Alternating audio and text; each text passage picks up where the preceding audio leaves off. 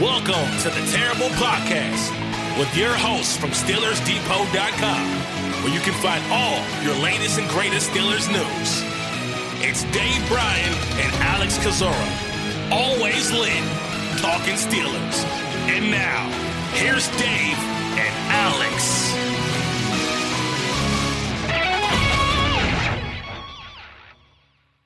Welcome to the Terrible Podcast, Season 13, Episode 37. I am Dave Bryan from SteelersDepot.com, and sitting in today for Alex Kozora. It takes two people to fill his shoes today and on this Monday, and I'm talking about Josh Carney and Jonathan Heitritter, both full-timers on SteelersDepot.com. If you've listened to the show over the years, especially around draft time, you probably are well aware of both these guys, but we will give them both a chance to reintroduce themselves at the start of this show here. Obviously, the Steelers coming off of a Sunday night loss to the Miami Dolphins.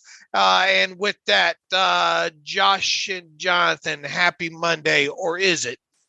It's not a victory Monday. That's unfortunate, but it is a happy Monday. We get to talk Steelers football, and just glad to be back on here. It was a long night, and I'm sure this will be a long podcast to kind of talk about what we saw.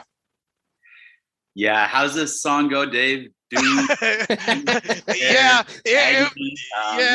of feeling that a little bit right now, but at the end of the day, you can't ask for anything better to come on and talk about Steelers football, good, bad, otherwise, and especially with someone like Josh and someone like yourself, like we're going to break this thing down the best we can and just kind of go from here and see what happens the rest of the season. Yeah. Before we get started here, Josh, tell the people, I mean, we obviously have new people that come, new listeners all the time, and people may forget, the backgrounds of both of you guys and all like that. But real quickly, tell the people about yourself and how long you've been with the Depot and how I found you or how you found me or however that worked. Yeah, so I'm actually coming up on my I think it's my 7 or 8 year anniversary here in December. I started reading Steelers Depot as a freshman in college in 2010 and just kind of highlighted the site as, hey, I want to write for them someday. And that occurred. I think I followed up behind John Ledyard. I think that's how you and Alex found me. And I've been with the site ever since. Started out part-time doing a lot of, game day stuff, and then slowly worked my way into a full-time role, which I started in February.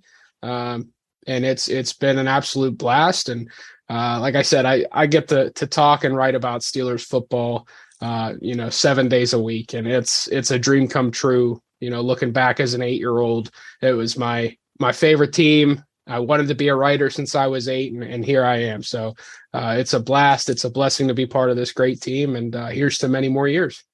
You also do some moonlighting for what? The BC Times, right? Yeah, so I'm a high school sports reporter for the Beaver County Times. That's my nighttime job, I like to say. So yeah, it's full football season right now, 24/7 for me. Some people ask, how do you not get sick of football? And it's hard for me too. I mean, it's all day, every day for me, and it's what I love. I don't see how anybody can get sick of doing. My wife wonders occasionally how. Look, it's better. At least you're getting paid to watch football, right? Exactly. Exactly. That's how my wife puts up with it for sure. Jonathan, give us the 411. Yeah, so I started with Steelers Depot about, I think it was March of 2021. Alex put out the message on Twitter saying that they wanted people to help with NFL draft profiles. I've been an avid NFL draft junkie. I mean, ever since I was in high school, just, watching college tape, watching guys being able to evaluate pros and cons, trying to make, projections of how they might fit in the league based off of what they did in college. So I reached out to Alex because I had been doing my own draft analysis at that point. I think it was 150 pages of draft analysis typed up in mid-March.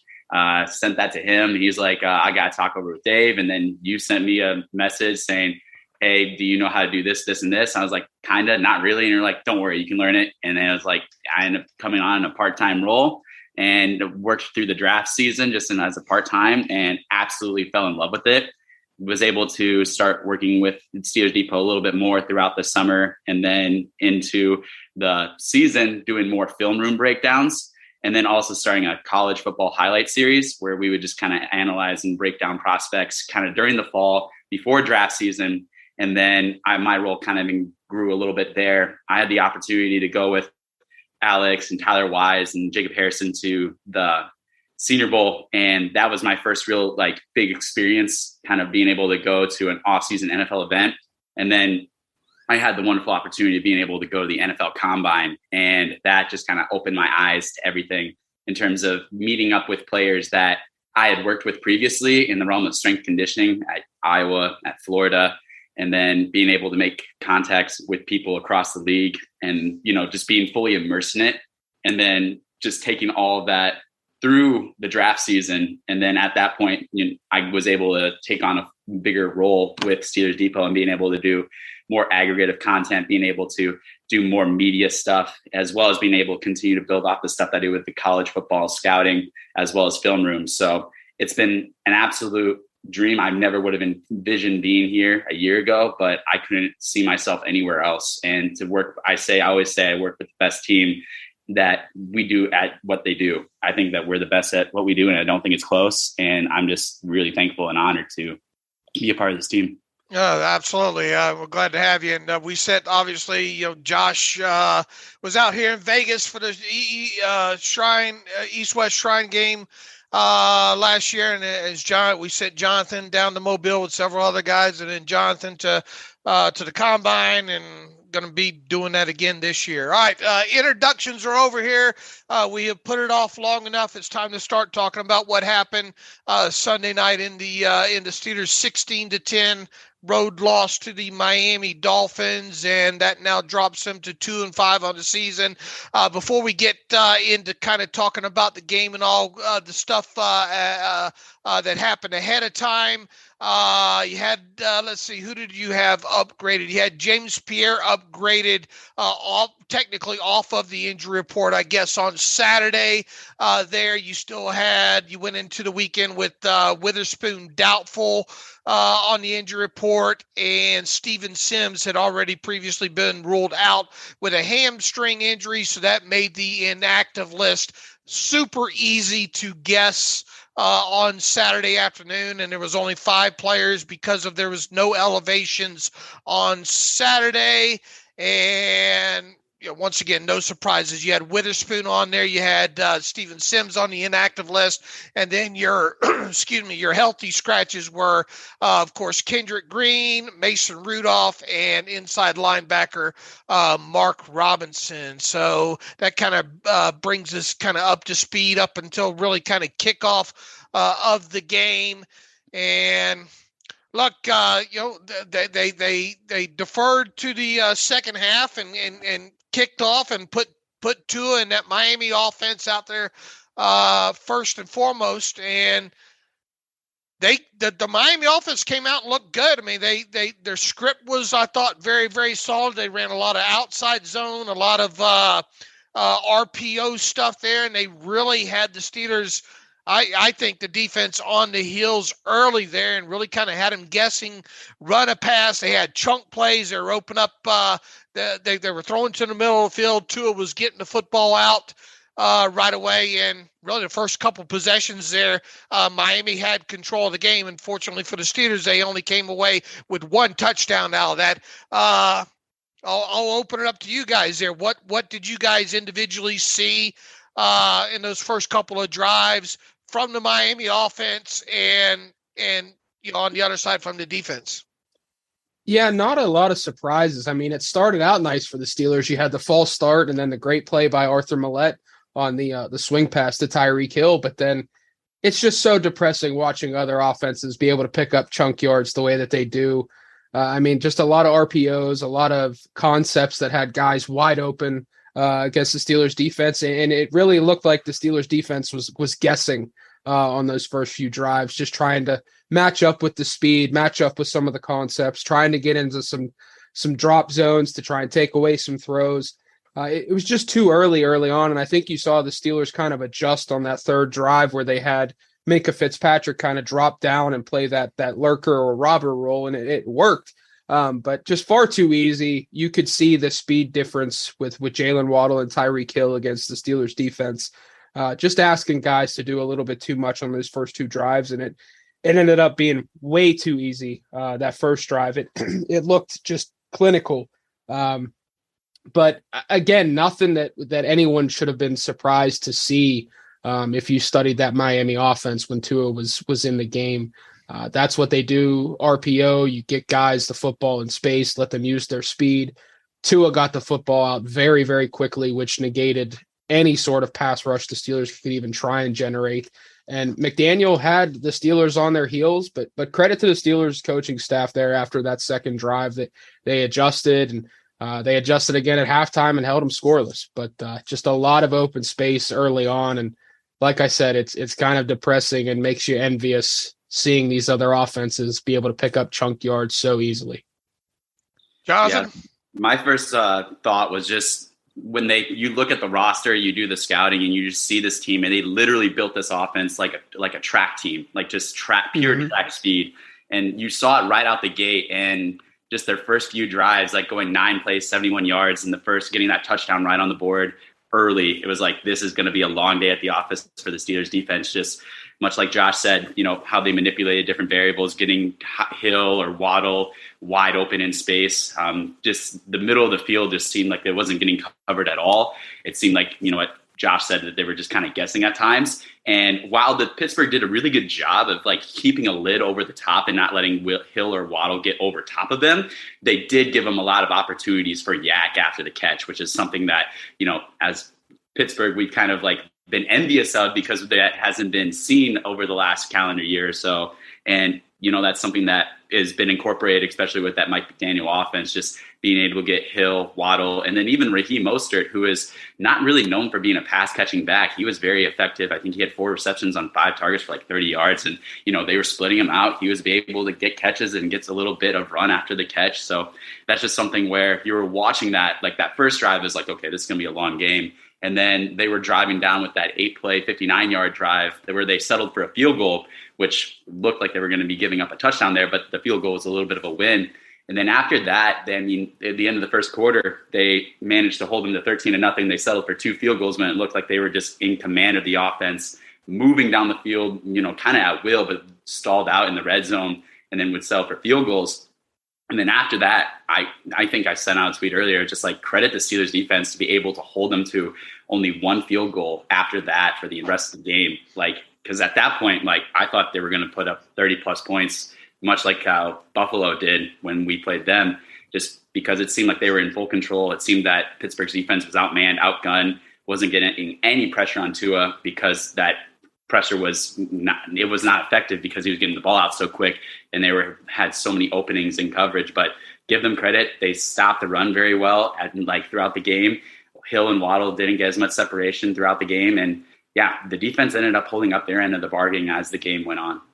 Yeah, look, on that first drive, though, you have Miami, I think, 2nd and 19 on their own 20, and they hit Waddle there, and once again, the effective job of running, some of that outside zone, that RPO stuff, and they really had the Steelers linebackers kind of guessing, and when they did drop, Tua was hitting the right windows in there, especially in the middle of the field. And as Jonathan said, a lot of yards after the catch opportunities there, man. They went 20-yard explosive play on 2nd and 19, and then a 17-yard explosive play right after that. And then, just continued to march on down the field. And Gesicki had an 18-yard, completion, I think, right there in the short middle. And, Mostert. And it really was kind of textbook going down the field early for them. And then it obviously ended in a touchdown. Mostert, by the way, undrafted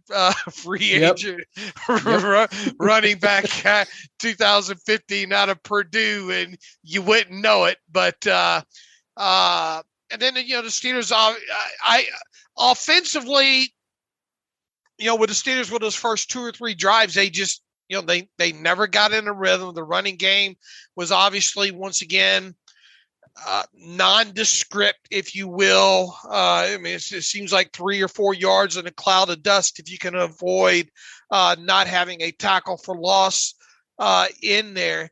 And then it just sets up, are you in convertible third down, situations? And if they're not converting those, obviously they're getting off the field and then mixed up in there. And I think Presley Harvin's first punt was a measly 23 yards, and that obviously set up the Dolphins in a little bit shorter field. Now credit to the Steelers defense, after they did give up, it was looking bleak. They're coming out of the chute. But for if you would have told me at the end of that first drive that the Steelers would have only given up a total of 16 points in the game, I'm not sure I would have believed you at all there. But talk a little bit about the offense until they started, kind of getting Pickett into a rhythm there, which was really, I think, what about the fourth possession, third or fourth possession when that happened? Yeah, I think, Jonathan had mentioned this too in the DMs last night. Like, this offense doesn't come out with a plan to attack. It's, okay, we're going to establish the run. I know the first drive they come out and you go run right with Najee, run left with Najee. You gain a total of 7 yards. You set up a third manageable. And then for whatever reason, it's 3rd and 3, let's take a deep shot down the field, a 50-50 ball in a sense, and Pickett wasn't close. You kind of knew right then and there, it was like, okay, this could be one of those nights. They must have seen something on that 3rd and 3. They sort of came right back to the same concept when Pickett threw the interception. I think it should have been pass interference, but again. Yeah, let's talk about that for a moment there, because I heard, who's the rules analysis for NBC? I can't remember. Blandino. I can't remember who the rules are now. But and I haven't slowed that down for it. That's something I want to do today, especially on the TV tape on the replay there. It did look like there was kind of a reach out there with the hand, but they're trying to say that they made contact with, I guess, knee on knee or something. I thought was the final, but I guess the end analysis on that was that it potentially should have been called pass interference. But how many times do you see a pass interference? I really kind of took it as their legs got tangled. And I was kind of fine with the no call, to be honest with you. I mean, until they really went in through the replay and all. Mm-hmm. But how many times does that even get called kind of in that instance where it's not a grab or a pull down or anything like that? Yeah, I looked it up. It's Terry McCauley. That's the name that was escaping us. Right. But yeah, I mean, watching it live, I didn't think it was pass interference. I think it was just that standard feet get tangled. That guy falls down. It just so happened to be Chase Claypool that was on the ground again. But yeah, when they kind of slowed it down and looked at it, it looked like maybe it should have been because the ball wasn't in the air at that point, I guess was McCauley's explanation. They weren't playing the football at the time, but it's one of those that goes against the Steelers. Like you said, I was fine with the no call live. Kind of looking at it again, it felt like maybe it should have been because the feet did get tangled well before the ball, I guess, was targeting Claypool. I don't know. It's just it's tough to see. You'd like to get a break there, but Jonathan, I mean, what did you see? You kind of were talking about it on Twitter too. Did you think it was pass interference? Yeah. So what I originally look at is obviously with pass interference, the first thing you're looking at is kind of the hands and kind of the grab versus unless you're looking at the possibility of getting called for tripping. And at that time, you mentioned that the ball wasn't technically in the air, but they were both jostling for position before the ball was released. So that's where, kind of looking for it, as a homer, you could say, oh, that's definitely pass interference. But, no, there's no hand grabbing going on. They're both trying to Chase Claypool is trying to separate, Bethel's trying to stay with him in stride and coverage, and they're just trying to jostle for position. Guys slip all the time. Remember Deontay Johnson, one of his biggest things was he likes to slip coming out of the top of his routes when that was the thing that he dealt with a lot coming out. So it happens. I would just say, like, unless you're going to get in the nitty gritty and talk about maybe tripping, like that's a possibility. But in terms of like or pass interference, I don't think it was justified on that play. Yeah, and once again, I'm going to try to go back to the TV tape and slow that down frame by frame. I watched it about 5 times last night, and I thought Macaulay said something about knee on knee or something. I'm going to have to go find. But look, I mean, even if you get pass interference there, it's not like that was a 30-yard shot down the field. But for a team that lacks in explosive plays, I mean, you need those. And also, before we move forward, I forgot to even kind of set this up here, is that the Dolphins, and I wrote about this in my 5 keys ahead of the game there, that the Dolphins, cornerbacks were going to come into this game very, very beat up, and they only technically just 3. Now they have Eric Rowe, who's, I guess, listed as really as a safety, and he's obviously played corner before, and I think they try to make members of their secondary. So another one of their safeties I think is versatile at the cornerback position too. But I mean, in general, I mean, you had Bethel out there, and how do you pronounce the kid's name? Good luck. Noah Ikbenagany. Bless you. What? Noah Ikbenagany. Okay, him.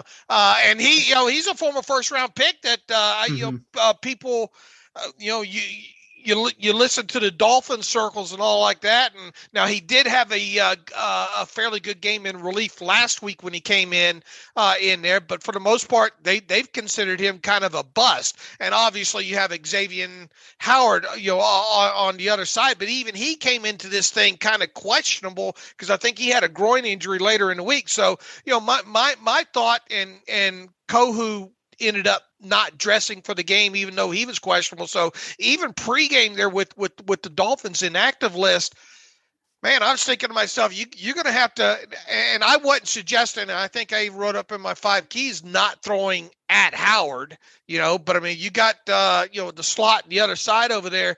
And you'd probably expect them to probably play a lot of zone or a lot of middle of the field closed in this, but, to kind of test that secondary overall there, and really as a whole,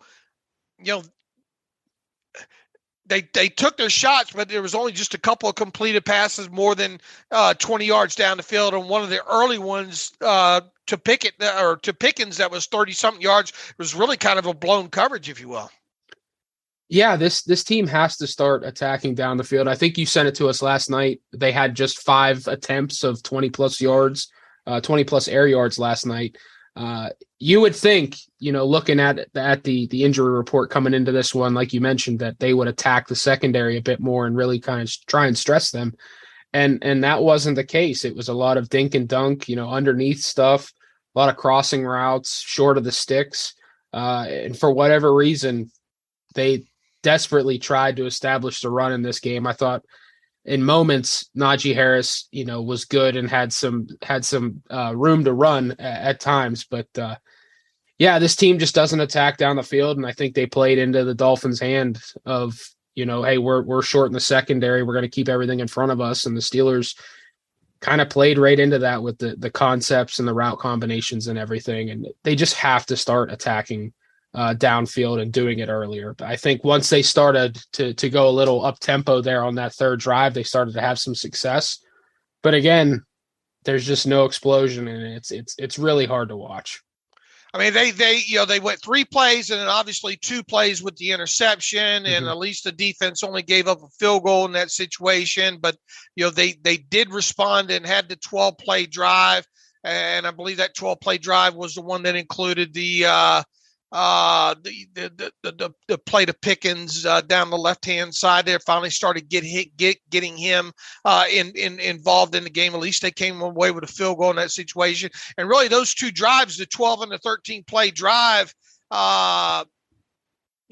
only had the ball 4 times in total in the first half. I guess technically, well, the kickoff ended the first half there. But that when you're only getting the ball 4 times in a half, man, you got to try to make the most of those opportunities. And luckily they did have the two later drives of 12 and 13 that produced 10 points in that situation there. And on the touchdown drive, it really felt like Pickett was getting into some sort of a rhythm at that point. I think that was also the drive that Najee had the nice run. I think was that the drive that he had the yards after the catch on that shorter pass as well too, and then later in the drive had to run over there off the left side and broke some tackles and deeper down into the red zone. And then obviously Pickett finished it with a very, very nice throw to Pickens over there in the corner in the end zone. Great ball placement in there. You let a guy like Pickens, who's known for the body control and his ability to do what he does, and you got a touchdown out of that drive. So there you are sitting at that point. What it was 13 to 10 at that point, and you're thinking, okay, for all that's happened here, they're not in a bad place. But then, they did allow after that touchdown. And, another thing I guess to talk about here is why run the play with 2:01 or 2 ahead of the 2-minute warning. And I think that was that the run to Najee there? It was. Yeah. Yards. Yeah, they went no huddle right there. Like they went up tempo. I think they were just trying to catch. Were they trying to catch Miami in a substitution or just off guard there? I mean, that was the play after Najee ripped off the 12-yarder. But they went no huddle and for some unknown reason snapped the football, a second before the 2-minute warning. I mean, again, you can point some of that to clock management on Tomlin, but is someone in Pickett's ear, yelling to get to the line and run another play? Like what was the benefit of running another play there? I just, that one continues to baffle me even here this morning after watching the game back again.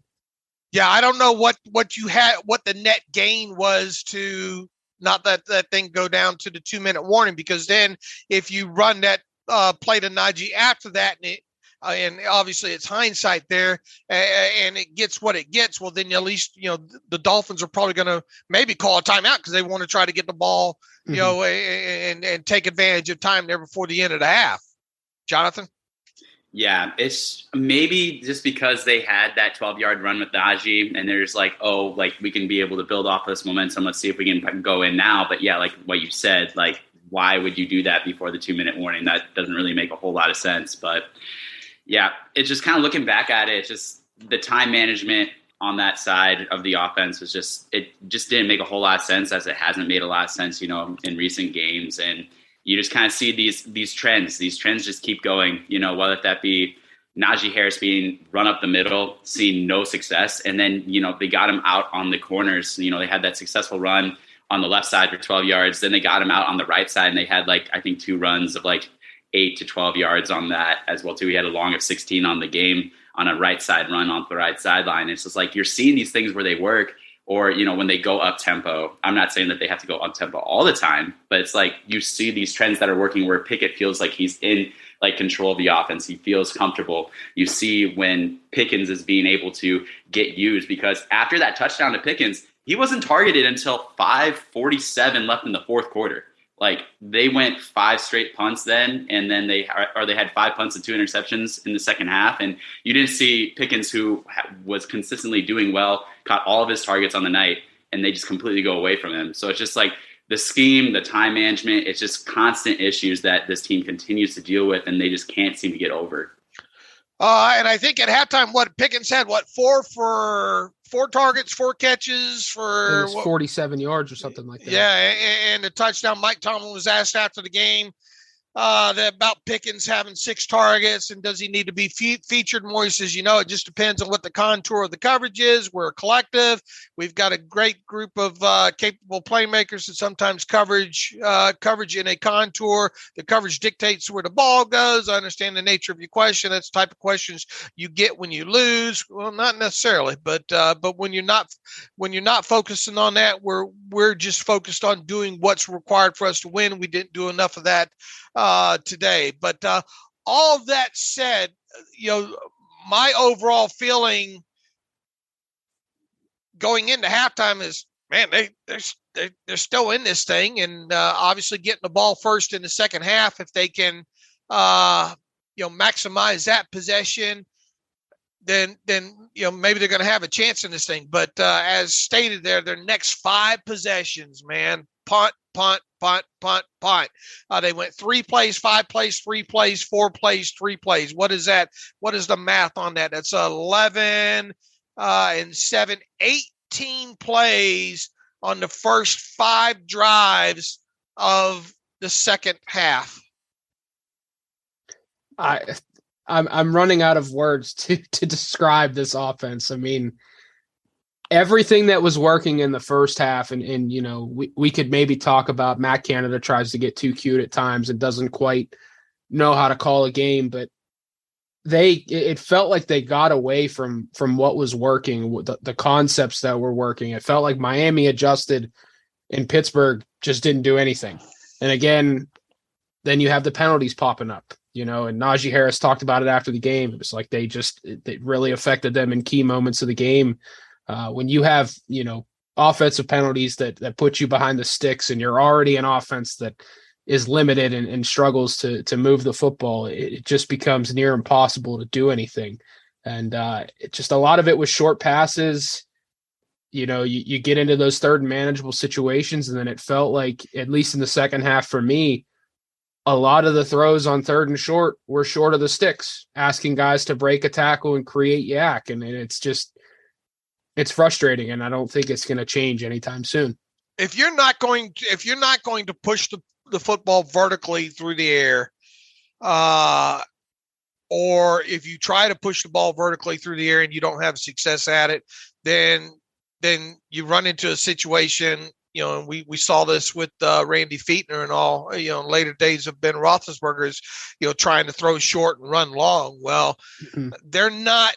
I mean, you got a lot of curls in here, a lot of comebacks, a lot of stuff where the receivers or where the eligibles are catching the football with their numbers showing to the quarterback there. And, and I've been screaming about this for weeks now, and, it doesn't look like anything's going to change, but there are not many yards after the catch, even opportunities,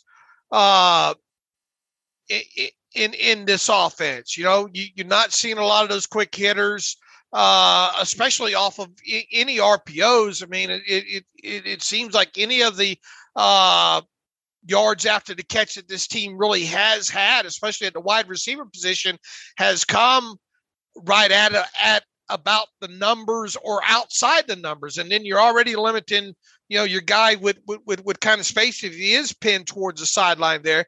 Now, look, I thought Pickett, for the most part, overall, in the first half of that game, you did have the early interception in there with the whole Claypool situation. But other than that, he protected the football. He took off with one of those on a scramble, and showed some nice wheels on that. I thought a couple of times he did a good job of avoiding pressure and things like that. But in the second half there, it seemed like and because they went 3 plays, 5 plays, 3 plays, 4 plays, 3 plays. I mean, he never could really get into a rhythm until those final 2 drives there. Now, to the Steelers' credit, defensively, and here's another thing that I wrote in my 5 keys. You had a feeling at certain points of this game that Tua was going to make a mistake or two in here, and with some throws, and that. You had to capitalize on those. In fact, I wrote turn +2 against Tua. And I said, where did I put in here? Additionally, Steelers are -4 in the turnover different. Tua isn't Tom Brady. He does make mistakes. As a point of reference, the Dolphins entered Sunday night -5 in the turnover differential. And in their last 5 games, they were -8 overall. Now, obviously, Tua missed some games in there, and that needs to be taken, added into the context in there. And it's unfortunate that there's going to be 2 dominating kind of narratives, I think, coming out of this game. One, obviously, the 2 second half interceptions that Kenny Pickett threw, and then the other one was the 4 interceptions that the Steelers dropped. And I mean, at least 3 of those 4, quite honestly, should have been picked. Jonathan? Yeah, and that's the first thing that Mike Tomlin talked about in his post-game press conference. It was just like, Miami capitalized on their pick opportunities. We did not on ours, and that he made that kind of the case for the game. Obviously, there's a lot of different things that you can equate to that, but when you're driving into Miami territory and you turn over the ball twice at the end of the game with a chance to take the lead, and then you could have had possibly more opportunities to have the ball, and you miss out on all 4 of those opportunities with dropped interceptions. And I mean, think about how bad Levi Wallace is probably feeling right now. I mean, 2 drop picks, hurt his shoulder. That was just not a good night for him. But it sucks that that's the narrative that's going to be driven at this point in time. But I mean, when we look back at it, you often try to look at 3 to 5 plays that classically define the game. And yeah, as a defense, your goal is to be able to get turnovers to give the offense more chances to win. The defense knew this going into the year, that they were going to have to step up their play. Granted, they definitely did, especially in the second half, being able to keep Miami off the scoreboard. But that's where it's just great defenses, as we've been well told throughout the years, they are able to make splash plays to change games. So not only keeping them off the scoreboard, but being able to get turnovers, get sacks, being able to get a defensive touchdown. None of those interceptions probably would have resulted in that, but it could have resulted in better field position and another offensive drive to be able to give Pickett and the offense another chance to score. So at the end of the day, you got to look at it. It's those are missed opportunities by the defense. While they did step up in the second half, you are kind of left wanting more because you knew what was there. Now, your offensive game plans, though, should not be centered around the defense getting the ball on the short field there. And I can't help but keep going back to what Mike Tomlin said on I think it was the Mike Tomlin show a week ago Saturday with Bob Pompiani. He says, are we going to have the type of offense that's going to consistently go down over the long field and score touchdowns? Man, that's doubtful as we sit here today, but we can produce enough points to win. Certainly. That's kind of a counteractive, kind of stay. And to hear Mike Tomlin just flat out and say, are we, and he's not lying, but this team is very, very fragile in the sense of, if the defense doesn't get sacks, if the defense doesn't get turnovers and produce the short fields, then don't expect more than 16 points. And in this case, unfortunately, it was low, even lower than that there. But there were opportunities. All that said, there were opportunities for the defense to make plays in this game, and they did. Man, that one from Edmonds, and I thought overall Edmonds played a good game, and it's good to see him kind of stack these kind of games.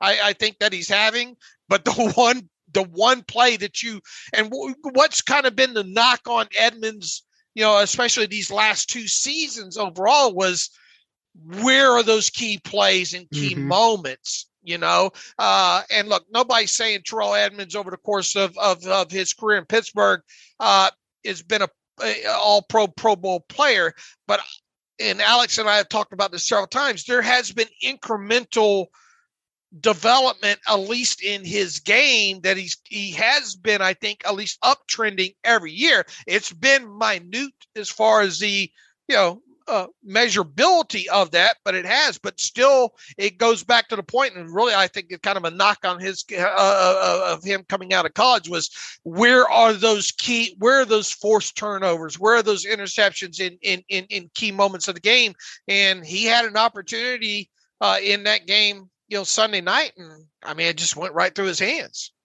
Yeah, I'm curious to see what Tyler Wise's turning point of the game is this week.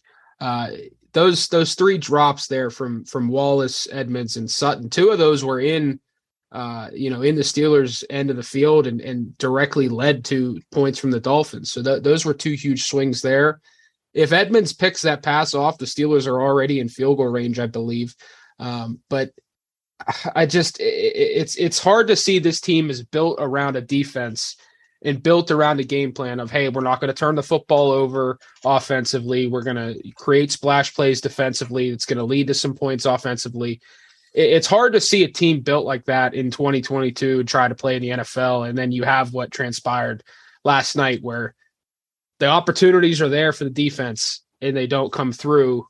And then on the flip side, the offense is turning the football over. As far as Terrell Edmunds goes, though, like you said, David, it's great to see. It's genuinely great to see him continue to stack these games together the way he has. The last 2 weeks, I think he's been really good, but it was very frustrating to see that ball bounce off his chest in that situation, because that's the play right there that fans are waiting for him to make. That's what they want to see from a first round safety. And I think when he doesn't make plays like that, it tends to gloss over all the other good that he's doing currently. One thing we forgot to mention there was on one of those early drives that hit on by Minkah Fitzpatrick on Mostert, and that was a key play, as was. You go back through it. At first, I thought it was a Terrell Edmunds kind of pass breakup, but it looked like he kind of grabbed Gesicki's arm a little bit there and kept it from going up, and the ball hit Gesicki right in the face mask. Look, it counts, but it wasn't as definitive as a pass breakup as you wanted. But that hit by Minkah was textbook there, I think, and we've seen him get called, penalty on things kind of similar to that in the past, and that. I don't know how much of a tone maybe that set for the middle of the field stuff moving forward, especially because you're down in the red zone type area there. But those were both kind of key plays, in the game that we kind of glossed over there in totality there. But the inability to secure several of those interceptions has to be noted, in a talking recap of the game. Jonathan, anything to add? Yeah, I definitely would agree that with the interceptions and missing out on those, I live in Iowa, and growing up, we always watched the Iowa Hawkeyes, and I can honestly relate Iowa to Pittsburgh right now, from the sense that Iowa's really relying on their defense to keep them in games. The offense for the Iowa Hawkeyes is the absolute worst in the nation. They are awful running the ball, throwing the ball, so many turnovers. There is no life to it. But it's really rough for you this football season, Jonathan. It is bad. That's where it's just it's so nice to just turn on other games. I'm just kind of done away with my Hawkeyes. It's kind of is what it is at this point. But so you watch that on Saturday, and then you watch the Steelers on Sunday, and it's man, this is so similar.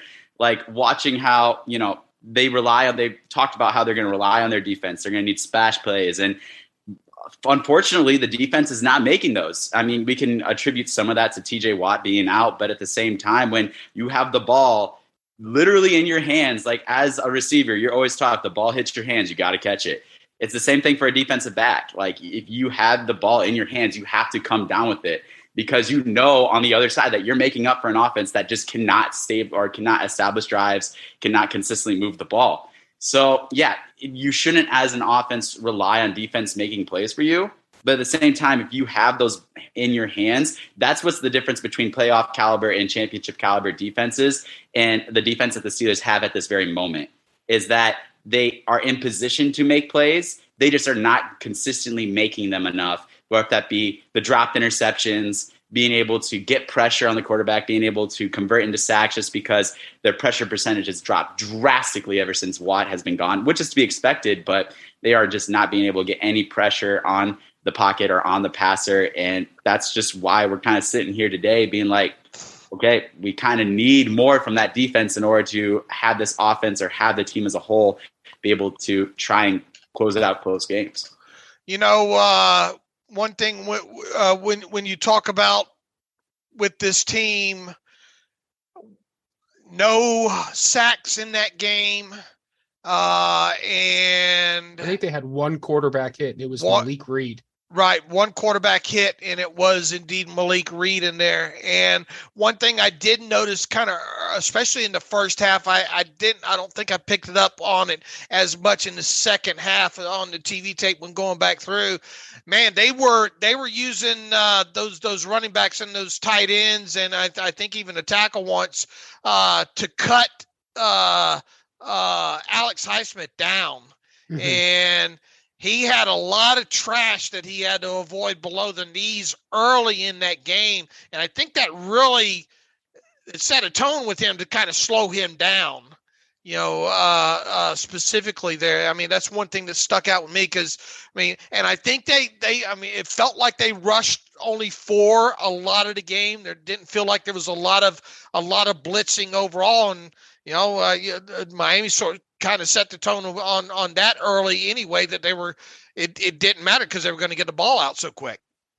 Yeah, early on, I know that first drive they blitzed there. I think on that 2nd and 19, they blitzed Minka off the edge right behind Alex Highsmith, and obviously Tua hit Jalen Waddle right behind it. And I think that was when it was pretty clear for Terrell Austin, like, okay, we can't really be blitzing these guys as much because it's going to be a non-factor. They're going to get the football out quickly. They're going to hit right behind the blitz. And like you mentioned with Highsmith, the Dolphins threw a ton at him. And I think that shows how other teams view Highsmith at this point. There was one play where they pulled the fullback. He was lined up as the offset tight end. They pulled him across the formation and then threw Mostert at Highsmith as well in protection. So they threw a lot at Alex Highsmith. They negated him early. I saw them kind of throw in some double teams at Cam Hayward in pass protection. They left Larry Ogunjobi one-on-one at times, and Malik Reed just, I don't know about you guys. I'm very disappointed in him.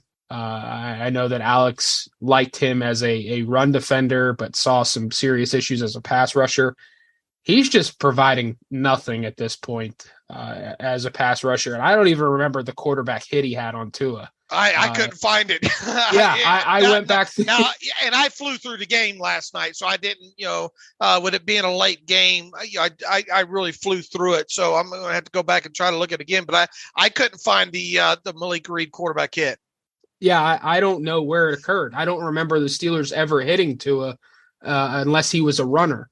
But the pass rush, it's hard to get home with 4 when your quarterback's getting it out in, probably 2 seconds or less. It felt like at times last night. It was a tough team to defend because you can't blitz them. You can't sit in zone as much as they did. It was really hard for the Steelers to kind of defend last night for the most part. But this pass rush needs a serious boost, and hopefully TJ Watt's on his way back to the field here soon.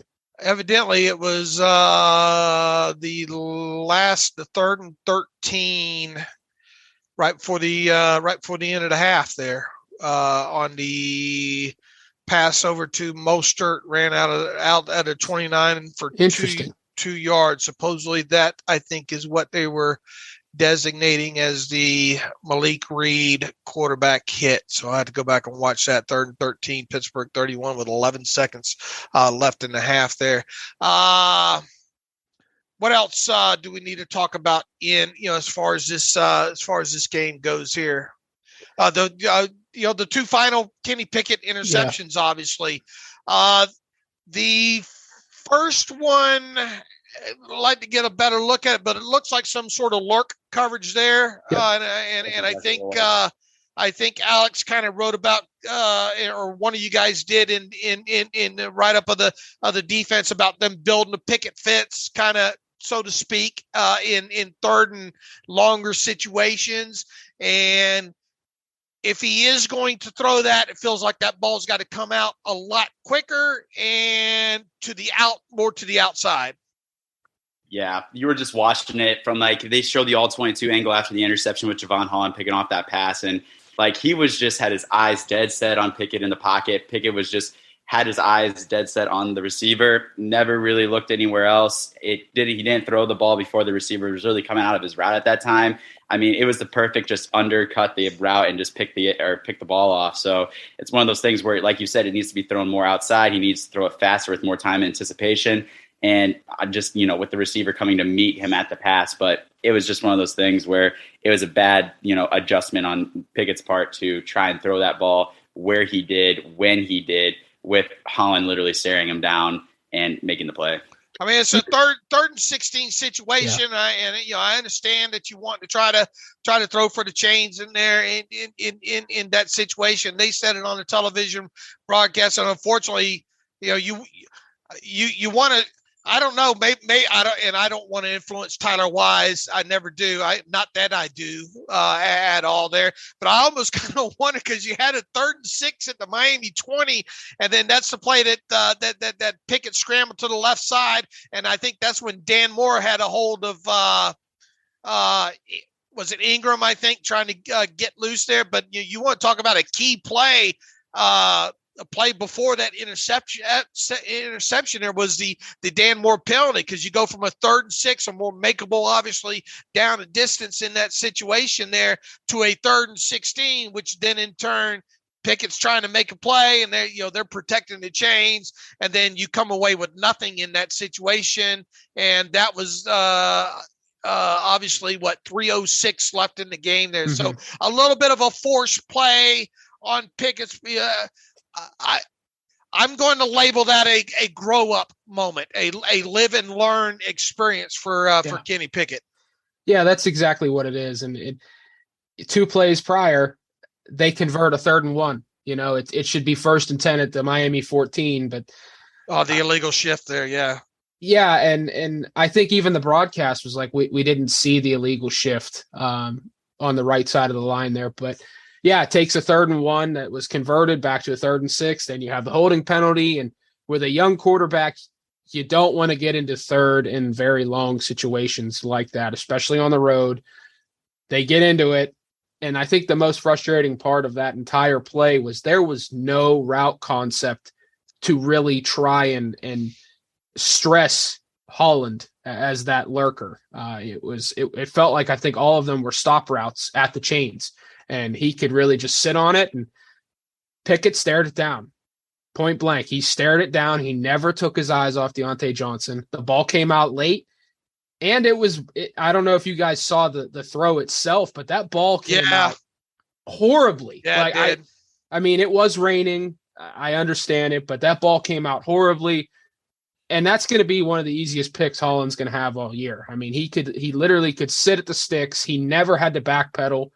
He was just able to drive downhill, and that's a live and learn throw. That's a throw hopefully Pickett doesn't make again in his career. And if he does, hopefully he has a route concept on the other side or up the middle that's going to stress that safety, and he can try and look him off. But I just felt throughout the night, Pickett didn't help himself with a lot of throws. I know in the first half he missed a couple that were just like, what's going on with this kid tonight? But I think the route concepts, at least from TV tape and replay, didn't do him many favors. I'm very curious to see the all 22 on certain instances on what the route concepts were, what was there, what wasn't. It just felt like they weren't stressing that depleted secondary enough. I mean, 3rd and 16, you're in a tough situation as it is in anyway. But and I'd forgot to add in that illegal shift penalty, but I almost wonder if that might be the turning point for Tyler Wise, because I mean, you're right. It went from a 3rd and 1 at the 15, and you're thinking, my God, this kid's gonna do this, situation there, to a 3rd and 6. And then from a 3rd and 6 to a 3rd and 16. So, I mean, 3 plays right in a row there. You really, shat the bed, if you will. Yeah. I think a lot of people. Can you say shat? I think you can. Yes, you I think you can. Okay. I think a lot of people are being kind of hard on Dan Moore Jr. too for that holding penalty. I think if Pickett sits in the pocket there and throws the football, that's not called a holding, but once Pickett broke out of the pocket, I think obviously the attention goes to Dan Moore Jr. did have his hands outside of Melvin Ingram's shoulder pads. But I don't think there's a penalty called there if Pickett is throwing the football. I may be wrong, but it was the Steelers offense in a nutshell in those 3 plays, where you have a successful drive, you're driving the football down the field. It looks like Pickett's going to write that first chapter of a storybook career in the black and gold. And then the Steelers offense gets in its own way. And that's just par for the course right now with this offense. Man, Melvin showed up there at different points in that game. He looked like that guy that we saw, obviously, with the Steelers, especially back in preseason. Melvin there, he was one of those. I think on that toss to Najee over there to the right side. He went right through Claypool, and I forget who else he went through over on that. They can't run that toss to save their damn life. They can't block it up at all there. But and here's the thing about that interception too. And you mentioned the throw. I didn't recognize. In fact, it wasn't even until I went back through the game last night on the rewind that I recognized how poor that actual throw was in there, because I'm trying to multitask in this thing throughout the game, and I miss a lot of stuff until I go back and rewatch the tape and all like that. But it was a very poor pass. Now it was raining up, and here's what was the length of the Pickett press conference? 145. Yeah, they asked him 3 questions. 3 questions. I mean, what the hell? I mean, why? I would like to know what happened. I make him break that play down, what he saw. Yeah. And they didn't. I understand it's a night game. If I send you guys out of town to cover a combine or a game, if it should ever get like that, I don't give a crap what time you get home, to be honest with you. I'm going to let you guys know that right now. Yep.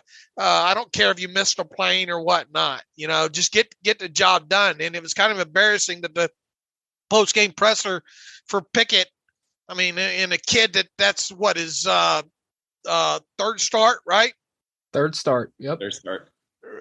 Third start. And you're going to let him out of there after 2 big mistakes after a minute 45 of press conference time there. So maybe he'll get asked about that, of what he saw on that play specifically, in the release of the football and all like that. And look, as bad of a turnover and all as that was, I mean, I got to admit, at that point I thought, this is over at this point. But they ended up getting the football back.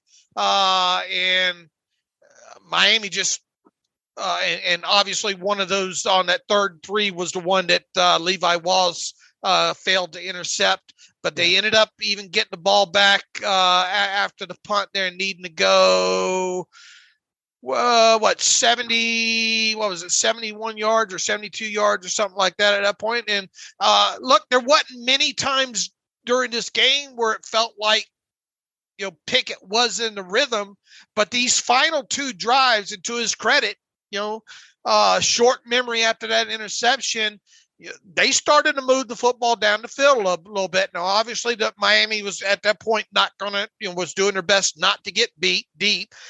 Pickett was taking the underneath stuff. That pass, I mean, you're facing a 4th and 6. I think he had 2 very, very nice passes in this game. One was obviously the touchdown pass to Pickens, but man, that pass to Pat Freiermuth on 4th and 6 was a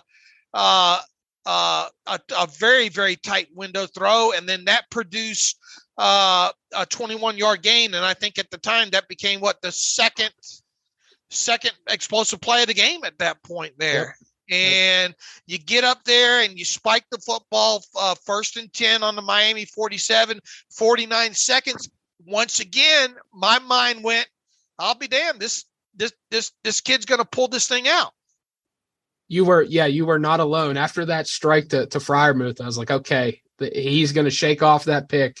He's going to lead him down to a touchdown. It's going to be that storybook ending, for this rookie. And, outside of that throw, I think there was one other throw he had to Freiermuth in the game that Pat didn't pull down, but it was. Oh, that was just barely tipped, man. It was. And but even to have the audacity to throw that ball showed a lot of confidence. He had good touch on it. I think that linebacker, I think it was Van Ginkel that tipped it. But that would be John. Safety. It was that safety, number 42. Oh, Clayton Fedulum. Yeah. Fedulum, yeah, it was him. Yeah, but I mean, it was a great throw. Pat nearly pulled it down, but yeah, that fourth down throw showed a lot about who Kenny Pickett is. I mean, he's just unfazed, and then you hit Deontay for 14. I think that was the one he ran out of bounds, correct? Was that the one he made the defender miss? Yep, that was where he overran Xavier Howard, or Xavier Howard overran him. Yeah, and he cut back inside, then got out of bounds. Yeah, it felt like he was going to do it, and then, you know, that 2nd and 2 from the Miami 25, he's on the move, and it's like, okay, something's going to happen here. Like he's in a rhythm. And then I think he just blacked out for a second. I have no idea why he pulled the trigger on that ball to Deontay Johnson. That's not a situation you want to give your guy a chance in my opinion, especially that guy. Deontay's not a great 50-50 receiver. And, you know, Pickett called it a miscommunication. I'm kind of getting sick of hearing about miscommunications at this point with this group, but that is just a ball you cannot throw. I think it goes back to that Jets game, that final interception he threw, targeting Pat Freiermuth along the sideline. You got to throw it out of bounds. Just throw it out of bounds, live to fight another day. And obviously he didn't.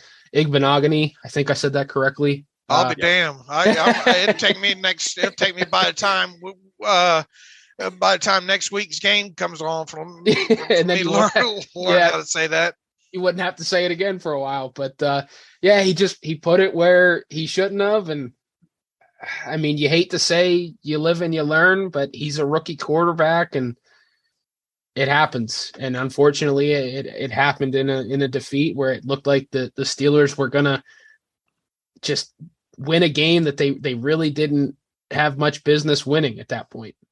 Yeah, you obviously thought you look at a replay and he had on the move out to his left there, and you look at the first down marker, you look at the defender that's carrying the other player up the field with his back turned, take off with that thing, and even if you think you're going to get hawked down short of the chains, at least you have the head start. You can get out of bounds. You can stop the clock. But it really felt like the decision there would have been to just scamper that thing out of bounds, either short of the chains or past the chains for the first down, stop the clock. Obviously, hopefully that you got the first down, new set of downs, and you still have plenty of time to make one more throw in the game there. And Pickett obviously asked about that after the game. Says, yeah, I felt good. It was just a miscommunication. He says, I thought Deontay was coming back. I'll have to look at that it's hard to look at, see maybe what Pickett saw on that from the TV tape. He said, thought Deontay was going to come back down. He went vertical. That's on me. I've either got to throw it away, give us another chance, or make a better throw over the top to him. So it's definitely on me. He was late, 2 of the 3 questions about that final interception, how creative here. And he gave pretty much the same answer in the second question there. Can you take me through that final drive? The play looked like he had some time to run. He says, yeah, I felt like the clock winded down and wanted to give Deontay a chance to make the play. Just a miscommunication. I thought he was going to go back down. He ended up going vertical. I wanted to put it high and outside and give him a chance to make a play, but that's on me. I got to run it there and get out of bounds, or just throw it away and play for another down, give us a better chance. As bad as it was, I also look at that as, unfortunately, a very expensive learning experience for him. Yep. In that situation. Now, look, when you go back and you go through this thing with a fine-tooth comb, and once we get the all 22, and maybe you see maybe a couple of times that he maybe should have pulled the trigger on this overall. I thought Kenny Pickett was good until he wasn't. I know that's a loose kind of generalization there. Those two mistakes ended up being very, very, very bad decisions and mistakes on his part. And obviously a larger subset of the game, he wasn't in rhythm, but I thought in those drives that he was in rhythm, I thought there was at least something to look forward to in that. We talked about the throw to Pickens. We talked about the throw to Freiermuth. There could maybe two other throws in that game were impressive. It was a type of thing that it wasn't awful, but in the end, other than that, Mrs. Lincoln, how did you enjoy the play? Yeah, I look at it just like after the game was over, you just saw the comments flying in on Twitter and on social media. It's like, Pickett's not the answer. We need a new quarterback. He has 7 interceptions since he started playing. He had like an adjusted net yards per game for passing of 10 of like 3.23 or something like that. Like worse than it's like, it was just like all the bad negative just flying in. And like after that, the end of the game, in the moment, you were processing as like, maybe he's not the answer. But then you go back, look through the game, take off the blinders and be able to analyze it from an objective viewpoint. It's like outside of like those 2 really bad interceptions, I mean, he played really well. Like being able to, as a rookie quarterback at the end of the game, to be able to drive down the field, put them in scoring position, like that's exactly what you're asking to do. Like it was almost Ben-esque in a way. It's like, oh man, you actually think he's going to do this thing. You're going to come back and score and take the lead at the end of the fourth quarter. And it just came down to a rookie making a couple rookie mistakes. With the first interception to Holland where he just undercut the route, and then the miscommunication to Deontay Johnson where he probably should have kept it and just tucked and run. So at the end of the day, you got to look at it like those are expensive learning experiences, like what you said, Dave. And it's just being able to take the good with the bad. You saw those great throws. It's just a matter of, deciding when to hone it in and not let it rip, knowing when that moment comes to being able to live another down, versus being able to take those chances, take that shot like he did to Freiermuth over the middle for 21 yards. It was like, how the heck did he fit that in there? So that's where I think, it's just an incomplete grade at this time. It sucks that you see it that way. And if you look at the box score and at the stat sheet and listen to any like talk radio right now, there's like Kenny Pickett's not the answer. This Pittsburgh Steelers need to find a new quarterback. But if you watch the game play by play, you're seeing the things that you want to see and that you saw when he was coming out of Pitt. It's just a matter of him being able to learn from those experiences and not make those crucial mistakes at the end of the games.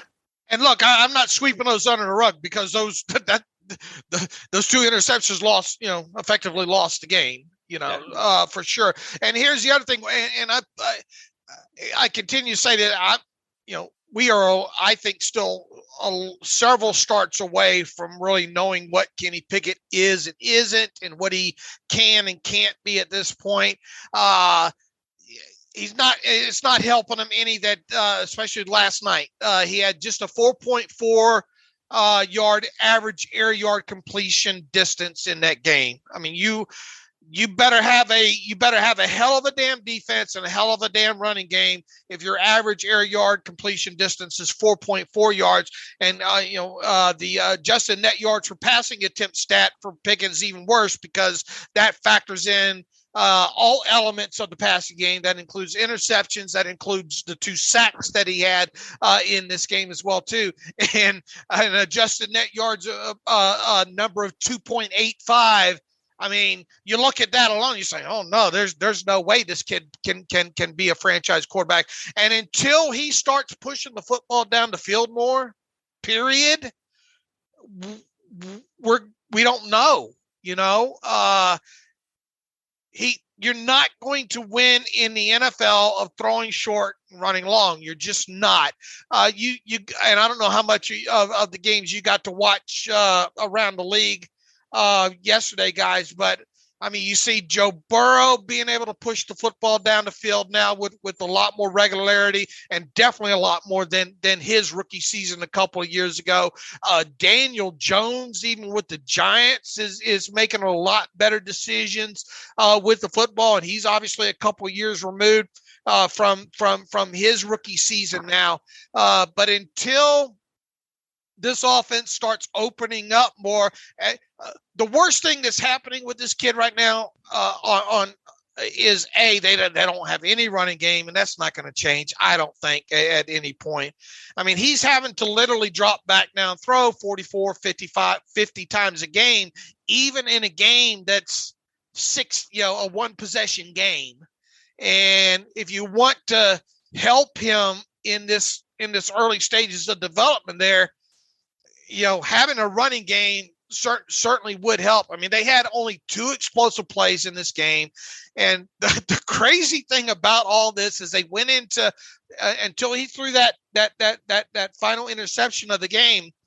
The good old-fashioned TOX stat, TOX, that I always like to talk about, turnovers and explosive plays. Up until that point, the Steelers were losing that 7-2, Ooh. and anything +2 for one team and the other is going to dictate a win 80% of the time. So they were down 7-2 in the TOX stat, which is explosive plays and turnovers combined, and yet they were 1 play away from winning the football game. And then you throw the interception there, that obviously adds on as a turnover there, and it ended up 8-2. But you're not going to win games with just 2 explosive plays if you're not taking the football away. You're not going to win games with 2 explosive plays and not being able to run the football. And, they obviously, too, weren't able to get after Tua on defensive side of football and put him on the ground in there. Yeah, I think we've talked about it ad nauseum. I know you and Alex have talked about it a ton too. This offense, there's just no explosiveness to it, and it's for me, it's hard to truly evaluate Kenny Pickett right now outside of some of the decisions last night because of the way this offense is set up. It feels like they're trying to protect him at times with throwing everything short. And then, he gets into these late game situations and they go up tempo and he seems to be in a rhythm. He's extremely confident in those situations. He has full command. And then he just makes some poor decisions. But what was his adjusted net yards per passing attempt yesterday? 4.3? No, his average air yard completion distance was 4.4. That's just completed the average air yards of his completion distance, raw number. Now, were there any drops in that game? I'm trying to remember. I don't think there were any. I don't think there were any in that game. So, I mean, that's pretty much on, normally that can get, skewed if there's a few drops in the game because it doesn't take into account drops and all like that. But I mean, you just look at what he completed downfield, and I mean, if he didn't have that early, what was the air yards on that Pickens throw here? Let me pull that up real quick. That was a 33 air yards. I think on that one overall there. So, if you're not, connecting down the field, I mean, that one probably skewed it a little bit there, even obviously to the greater side there, but they're not, once again, none of them, and they haven't done it for a while, throwing towards the middle of the field situation there. Whereas you look at the Tua passing chart, it looks like, man, somebody mess up on this because, I mean, there's dots all over the middle of the field in there. So, and it, once again, it goes back to the fact that they're not putting, players in position to do a lot as far as Yak goes. I think they had 130 something yards after the catch in this game. And on the surface, you probably think, okay, 130 yards after the catch. But I mean, you're talking about 32 or whatever it was completions in this game. And it boils down to less than 4 yards, yards after the catch average. And that's obviously not great. Jonathan, anything? Yeah, I was just going to say, it's just at the end of the day, kind of going back to what Josh was saying, while he's a rookie quarterback, you need to kind of take the training wheels off and at least open up the offense. So the opportunity to take deep shots down the field and be able to stretch defenses vertically needs to be addressed. It needs to happen. Like we were wondering, like back when Big Ben was the quarterback, like, okay, is this an issue just because he doesn't have the arm strength for it anymore? Or is this an offensive scheme? Obviously, with Alex doing all the study of, Matt Canada's offense, we know, okay, it's very bland. It's very quick. It's very predictable. There's no like liveliness to it. So like, obviously the offensive scheme is one thing. Pickett needs to be better in terms of attacking when it's there. But at the same time, you're not doing him any favors with, the comebacks, the curls, the quick outs. Like, you're not doing him any benefits there in terms of being able to stretch defenses and allow them not to crowd the line of scrimmage and play 5 yards and closer. Because at the end of the day, that just really closes everything in, and that really limits his ability to stretch defenses that move the ball efficiently down the field. And it also gives chance to, turnovers like what happened over the last few games. So they just need to be able to open it up. I mean, that's the case going back the last couple of years. That's the case this year. And you know what? If he makes mistakes going deep down the field, at least he's taking those shots. You have to be able to allow that to happen. You look at Joe Burrow, like you said, as a rookie, he didn't attack down the field. They got him Jamar Chase. Obviously, that helps a lot. I'm not going to say Pickens is Chase, but I'm guessing that he does a pretty good job of winning down the field. You have seen Deontay Johnson win down the field. You have athletes that can make plays down the field. You've seen Pat Freiermuth stretch the seam. They have the guys to do it. It's just being able to allow Pickett to have that opportunity to attack down the field. Until then, it's going to be a very non-explosive, very bland offense. Defenses are not going to play it honest. They're going to be able to crowd the line of scrimmage. They're going to sell out against the run, and they're going to tell Pickett to go 12, 15 plays down the field to try and put points on the board. And they're not built for that. Mike Tomlin even said as much, like I said a couple of weeks ago when during his show, with Bob Pompiana, they know they're not built that way. Now, Claypool said after the game, I think we need more go shots and all like that. I mean, remember that this team, until Trubisky was benched, was right there near the league lead in passing pass attempts of 20 yards or more. Now, a lot of those weren't kind of technically, kind of go routes there, but they were at least pushing them down the field. And look, why else did you get Pickens in this thing if you're not going to use him more in vertical type situations there? So how much is this? And we'll see what happens now. This is a big week for Calvin Austin III because I think Wednesday is the deadline on his 21-day window. And you want to talk about a guy, if you're going to get into, there's two different ways that you can use him. Obviously, you can use him catch short, run long.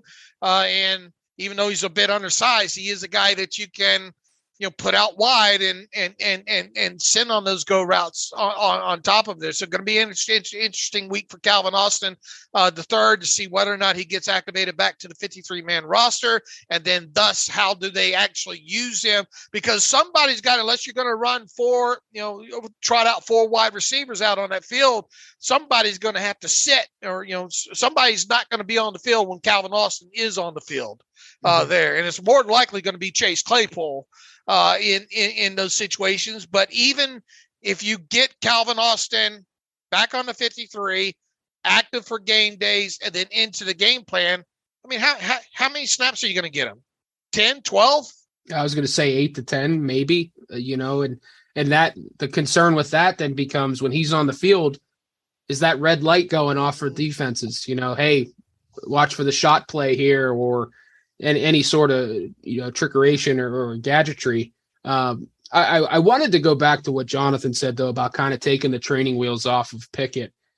In theory it sounds great, but what exactly does this offense look like when it's quote unquote opened up? I think Dan Orlovsky said it this morning on Get Up. He's like, you can't convince me that this offense only runs about 10 plays. Alex has looked at it. They have the same set plays that this team likes to call, and I don't know. We saw that Pickett kind of roll and and off the RPO, out. And it's the same thing, left and right, and it's. I've seen some other former players talking about it. It's kind of a pared down high school offense in that sense, where you've got a kid you're trying to bring along slowly, and it's okay. We're going to run an RPO, sprint right, throw it to the boundary, RPO, sprint left, throw it to the boundary, and they have these weapons, but they're trying to pigeonhole them into roles that they don't fit. Correct me if I'm wrong, or, tell me if I'm wrong. It feels like they've taken this Lamborghini in George Pickens, and they've turned him into a fuel efficient Toyota Corolla. He's a possession receiver at this point. I can't remember the last time outside of that shot play early in the game where they are legitimately taking a shot downfield to him. Everything feels like it's a comeback, a curl. They give him, the fade in the red zone where he's going to win, but they're not using these guys correctly. I did find it kind of funny that Chase Claypool was like, I haven't had a shot play all year. Well, you have, and you don't make the play, or you let a 5'8" safety outmuscle you for the football. And he might be talking specifically goes or something like that. I think that's what he was. I think that's kind of what he was talking about. But fact of the matter is, I mean, when this team does take a shot 20 plus yards down the field, they're not making the play. And, some of it can be the route concepts that they're working to take those shot plays. Some of it is the players just not making the play. But I don't know what this offense under Matt Canada is with the training wheels off and it's fully open, because it is so bland right now that I don't know what else there is to it at this point. And that's the concern for me. And that's why it's so hard for me to evaluate some of this right now, because it feels like they're just trying to do the bare minimum, get through the season, and then they're going to make a change. It's a mess. And I don't want to sound like the standard Yinzer there of, Matt Canada's got to go, because it's not happening right now. But this is just a very bland, boring offense that is incredibly predictable. And, you watch some of these other offenses. Like I watched the Chiefs 49ers game on Sunday, and it's like, what are they allowed to use the middle of the field there between the hashes? Is that legal? Well, even the running game, and I told Alex alone from the tape from last week. You look around the league and we'll see the way they're kind of scheming some of this stuff up, and even the running games for other teams. You're thinking, man, why does it look so easy for other teams? Yeah, but with the Steelers, it's a huge pain to even gain 3 yards. I mean, watching Isaiah Pacheco yesterday, 7th round pick, not a premium draft pick. He was carving up the 49ers defense, and that's an elite defense. So like, I just don't understand why it's so difficult for the Steelers offense and why it looks so much different from everything around the league. I mean, last night, not to labor on here, but like some of the RPOs from the Dolphins, they were shot plays into the middle of the field. The Steelers RPOs feels like everything's to the boundary. Yeah, he's not attempting. They're not asking him to hit any of those windows or anything like that. And that's one thing Tua did, especially in those first 3 drives, was waiting. For the defender to get into the second. I mean, for his guy to get in the second window or whatnot. No, you're not even seeing that with the RPO. So you're taking an element of the RPO out. At that point, and this is still an offensive team that has yet to register a 20-yard run on the season, 7 games into the season here, and their one double explosive play is off of a blown coverage on a miscommunication, catching 12 guys on the field. Right, to Connor Hayward, and then really did the the first of 2 explosive plays last night was. Coverage. What was really a blown coverage. I don't know what they're trying to invert cover 2 in that situation there, and the cornerback just not knowing where the help was and where the offensive player was or what. But I mean, it was a little bit of. I mean, you got to hit those. If they give them to you, you got to take them and hit them. But until this team starts producing chunks of plays, when you boil it down, how many points did they score? 10. As optimistic as you might have been as a fan at a couple points in that game of thinking, oh man, they might do this. They still only scored 10 points in this game, and you're not going to win. I don't care. You're not going to win many games of that. Any kind of other. What did we miss here? Did we miss anything in here? I wanted to ask you guys about the decision to punt the football on 4th and 1 near midfield from Mike Tomlin. Yeah, that was another cure. I mean, it was more like a 4th and long 2 or a long, super long 1 and all. But damn it, I mean, talk about living in your fears. I get you're on your own side of the field. I think they were at the Steelers 42. Your defense is playing very well at that point, but. I mean, you got to play to win the game. You can't play field position constantly, especially when you don't know what your punter is going to give you. Like, you got to be aggressive. You have to be aggressive and try and win football games. And that felt, for a lack of a better word, it felt cowardly for me for Tomlin there. Well, it felt like he just said, I'm going to roll my defense out there one more time and I'm going to make a play, Yeah. And they obviously never did there and all like that. But it was a bit curious there. Are we missing anything, plays or anything like that, Jonathan? Have we not covered something? I think that's mostly it. I was just going to throw in, just because, he was able to play a lot. I was going to throw in a little shout out to my former high school teammate, Andrew Van Ginkel, for playing the way he played last night. I think Emmanuel Ogbah missed that game with a back injury, so he got a little bit more run. And he's been playing a little bit less this season because of the addition of Melvin Ingram. But, I mean, just seeing the effort that guy played with, like, especially run and chase the situations, like, it was really cool to just be able to, cover your team while also seeing a guy that played on the opposite side of you, running down, chasing the quarterback, kind of going with it. So that was really, it was a good opportunity to see. Yeah, somewhere on Twitter's a couple of pre-draft tweets from me on that kid. From you can tell that there's some. Look, I don't think he's a guy that you roll out there 50, 60 snaps a game, but he is definitely a nice bit player that they have over there, and really gets after there. He's a nice player. All right, let's get to the email machine. I'm trying to think if we miss anything. Anybody say anything after the game worth noting? Tomlin was kind of short. We covered that. Kenny Pickett was short. Anybody else? And we covered what Claypool had to say. Anybody else say anything worth recapping real quick? There's something by Claypool where he was asked if they're close to putting it together, and the quote says, like, I feel like I've heard it every week, how close are we? I think it's too late in the season to be close to anything. I think if we're close, we have to get there next week. And it's true, because how many times do we go through the post-game press conference, go into the recap of last week, go into next week? It's like, we're close.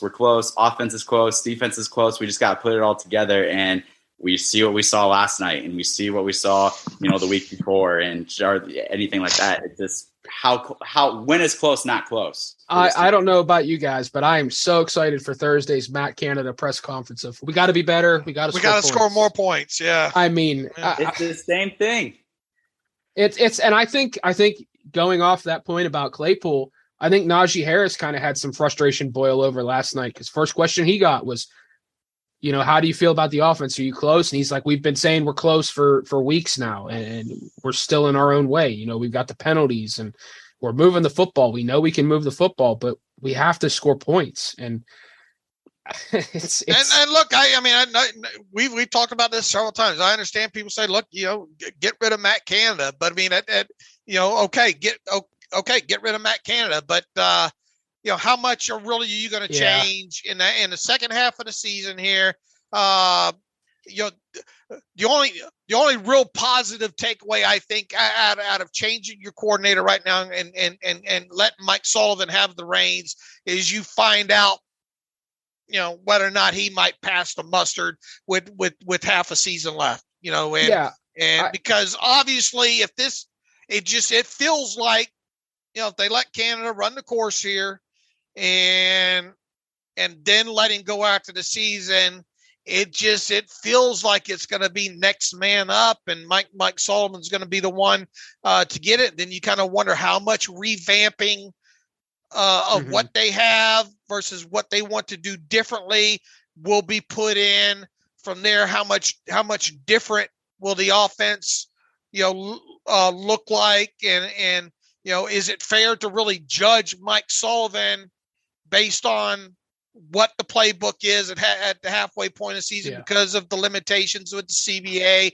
and practice time and all like that? If you want to change coordinators, have at it. Change offensive coordinators. I just wonder,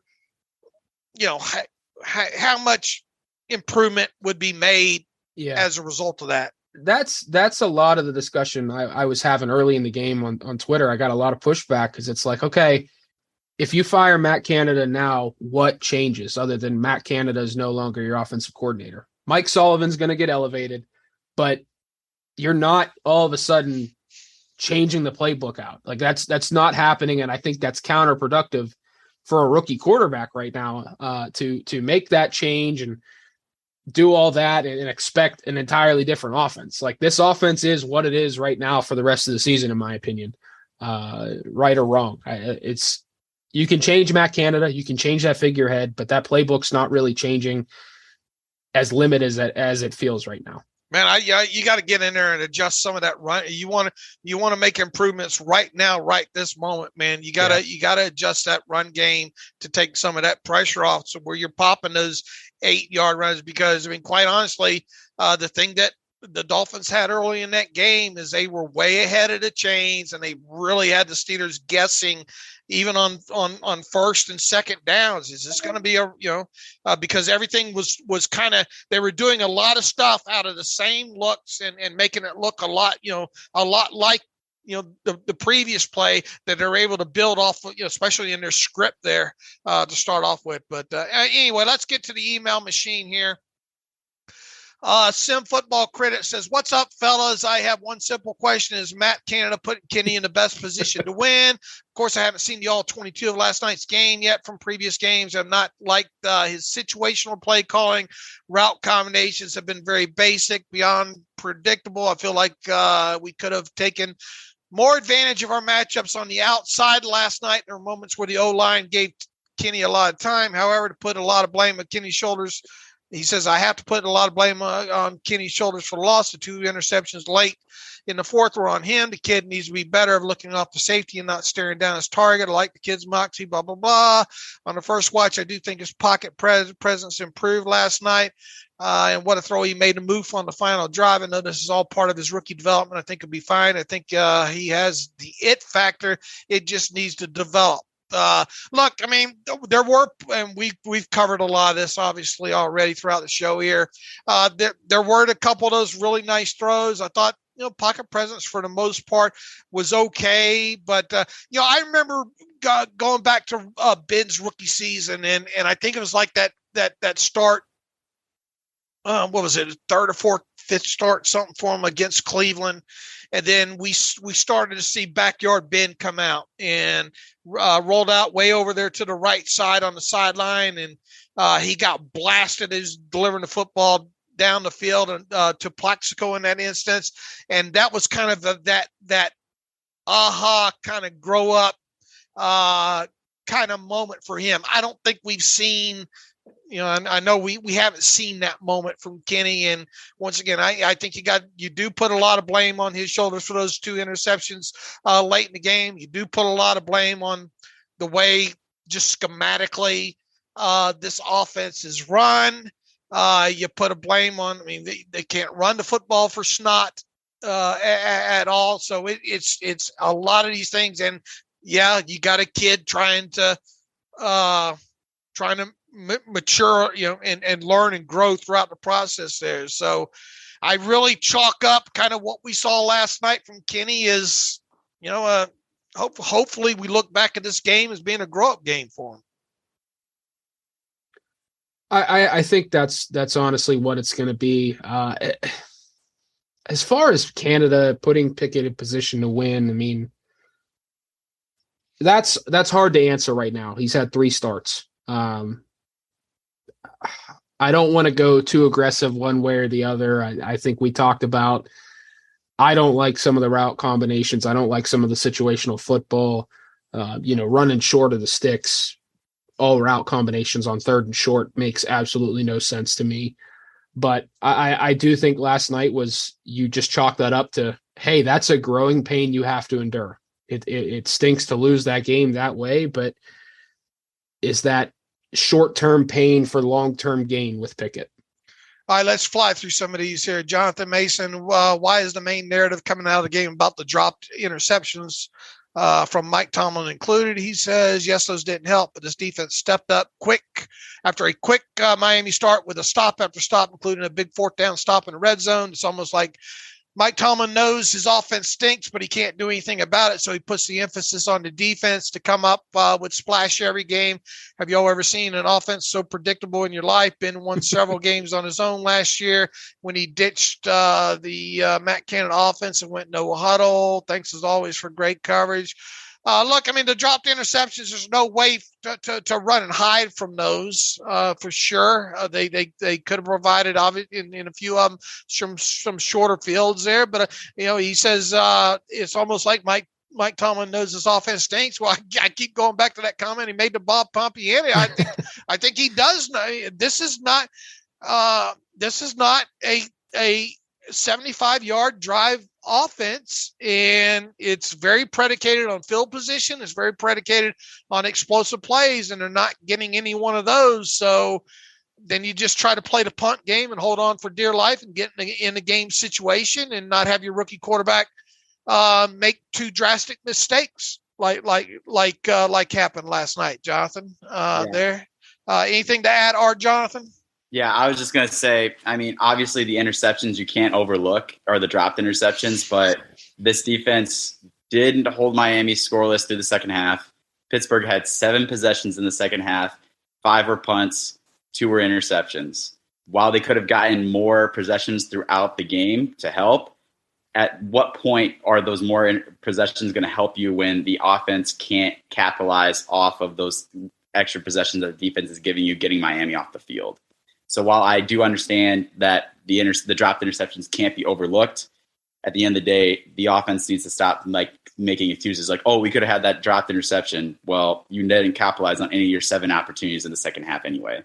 Yeah, the talk stat says turnovers and explosive plays, and those would have been turnovers there. Nicholas Gooden writes in, I'm not sure if this is just lost bias coming into play or not, but it feels like the Steelers' offensive game plan every week is just a pipe dream of trying to establish the run. It feels like the Steelers don't even start to play real offense until the second half of games, and they've exhausted their dreams of being able to run the football length of the field. I'm not even trying to hate on Najee, but the Steelers are a bad running team trying to run the ball in a passing league. I think they're putting themselves behind the 8 ball from the get-go with that establish the run mindset. How about establishing the pass first and then building the run game off of that? They have very talented, skilled players. Kenny is more than capable of playing the short game, and the strength of the O-line is pass protection. I'm ready to see them empty it out in air raid teams early in games. Y'all agree with any of this or need to come down? Look, Nick, I mean, you've heard the discussion. I mean, it's the same old thing that we're talking about kind of week in and week out here. They do try to establish a run. They have about 4 good running plays, maybe a game. Within that, no explosive plays out of the run. It's the same kind of manufactured, either the wide receivers jet sweeps or the shovel pass mixed in there for good measure. Their play action. Anytime they try to do anything off play action, it doesn't seem to be very effective on top of it there. So, I mean, yeah, look, I mean, you still got a half a season to go, and it doesn't feel like there's going to be much to look forward to within that. Here's one from Chris Viraj from Old Bridge. Hope Alex enjoyed the wedding. Was in a similar situation in my first email to the show when I missed the legendary 2018 Joe Hayden interception Pats game. Missed it for a buddy's wedding. You guys have an excellent graphic on the first Kenny Pickett fourth quarter game-winning drive attempt interception. It was 3rd and 16. It looks like we have 11 personnel, and we are essentially playing the sticks with 7 DBs. It's your little graphic. It looks like 88 chips out and goes out late. Najee stays in to protect. It was essentially 3 wide receivers versus 7 defensive backs on a 3rd and 16. I feel this is something that Andrew Reid would not put in his offense. Knowing you guys, you probably already talked about this during the show. Thanks for the good coverage. Yeah, we talked about that 3rd and 16 and the decision that obviously the route combinations and the way the Dolphins played that kind of with that lurker in there and playing the sticks and more importantly, it came after 2 penalties that took you out of a 3rd and what did we say it was? A 3rd and 1, right? Mm-hmm. Yeah, it was a 3rd and 1, and they converted it on a quarterback sneak, but wiped out by an illegal shift. Mark from NorCal writes in, greetings from the overtaxed north. Is there any way we can get the offensive stats on how many passing and rushing yards the Steelers accrued going sideways? It seems like I wish there were more going sideways overall there, because the yards after catch, I mean, they're not getting the situations here where even if they catch short, that they can do much after the catch. Thanks for writing in again, Mark. Chris writes in, here's a JH draft question here. For JH, who would be your realistic dream prospect should the Steelers get a top 10 pick right now? Offensive linebacker or outside linebacker Anderson, the offensive tackle from Ohio State.